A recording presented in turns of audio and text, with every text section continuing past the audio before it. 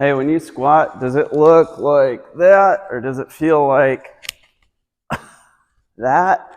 Or maybe it's lunges. Maybe lunges, it's tough to get super deep. When I see a client move like this, I'm Brian from Strong Tower Neuro, by the way, I wonder what's going on with their saccule. So the saccule senses these vertical linear accelerations. When you do a squat or a lunge, your head's going to move vertically through space, right? So the inner ear needs to be on board. Your reflexive systems need to be on board with what you're doing movement-wise.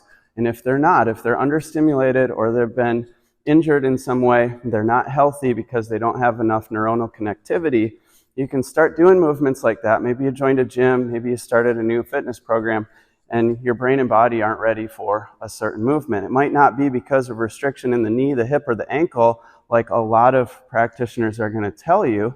They might have you foam roll, they might have you stretch, and if that's working, awesome. If it's not, though, we want to look deeper, look at the brain stuff, especially the brain stem. So simple exercise today. Try a squat. I just tried one, showed you a bad example of one.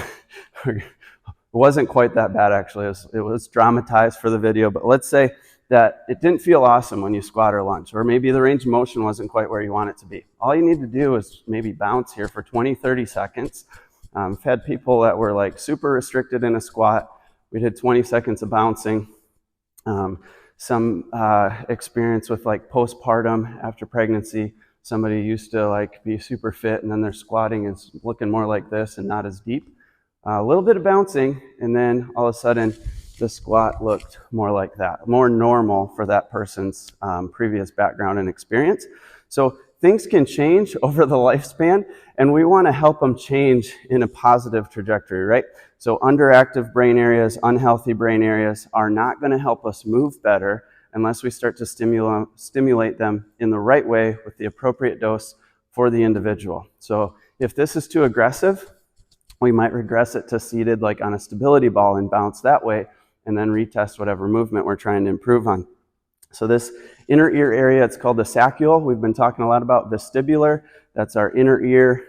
It integrates a lot of other sensory information, works with a lot of different brain areas. It can actually help with things like not just balance, but cognition, glandular function in the brain and body.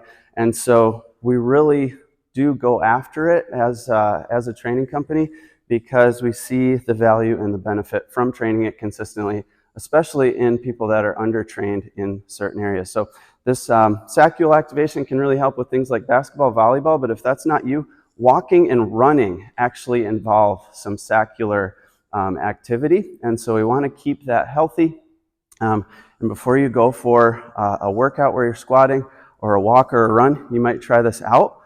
If you saw some benefit from it today, if you tried just the simple saccule bouncing, let me know in the comments.